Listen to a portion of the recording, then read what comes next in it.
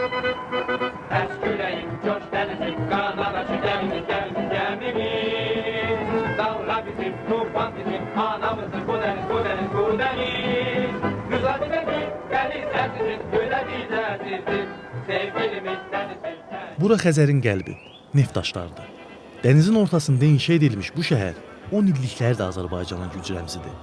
Amma bu platformalar təkcə neft çıxarmır, həm də zəhmət, inad və vətən sevgisi hasil edir. Və elə bir ruh, vətən müharibəsində qazandığımız zəfərin görünməz dayaqlarından biri oldu. Xəzərin qoynunda bu platformalarda illərlə zəhmət, enerji, əzmkarlıqla çalışan insanlar əslində ölkənin zəfər tarixinin bir parçasıdır. Onlar ön cəbhədə silahla, arxa cəbhədə isə zəhmətləri ilə döyüşüblər.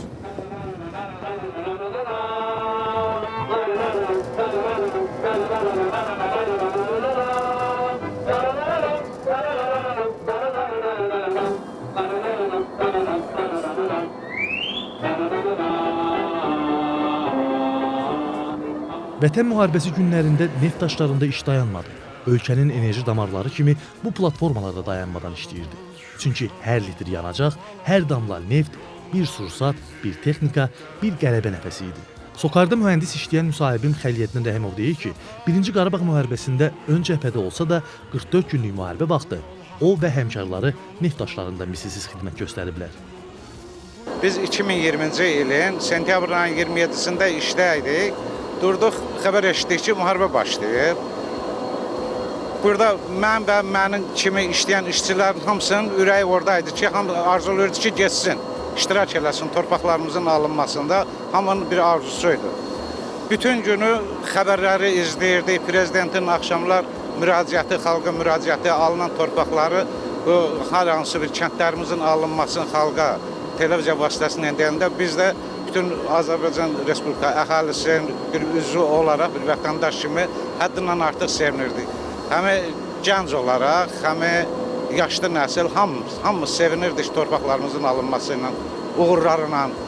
Kədərləndiyimiz günlər də olurdu, şəhidlərimiz olurdu. Ona görə çox şəhidlərimizdir. Allah rəhmət eləsin şəhidlərimizin hamısına. Döyüşdən gələnləri burada işə, yəni buradan döyüşə gedib qayıdanlar gələndə Azərbaycan bayrağı ilə gəminin qabağına çıxmaq, qarşılamaq və bu formada təntənə ilə qarşıladıq işçilərimiz döyüş yoldaşlarını, yəni döyüşdə iştirak eləmiş yoldaşlarını. Çox təntənəli şəkildə.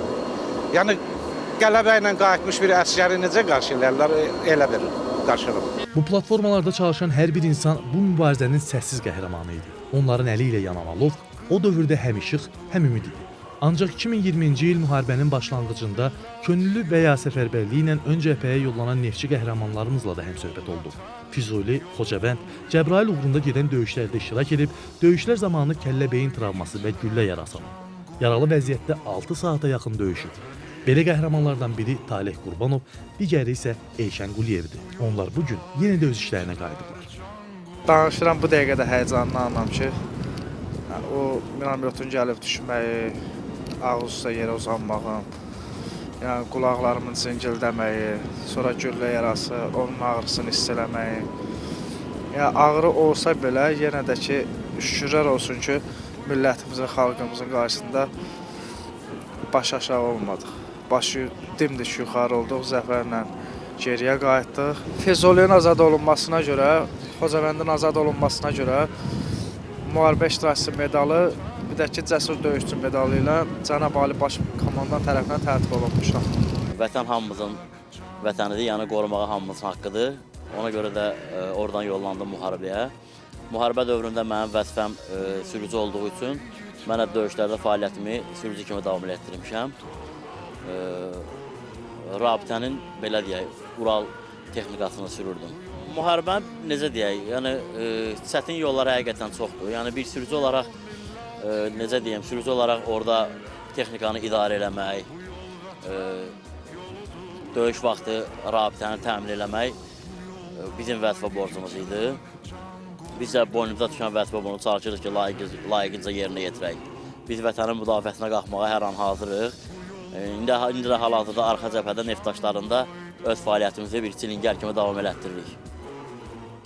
Neftçi ailəsində boya başa çatdığı üçün kiçik yaşlarından bu peşəyə böyük marağı olan Rıza Sadıqzadə isə səfərimizdə neftçilərin rolundan bunları danışdı.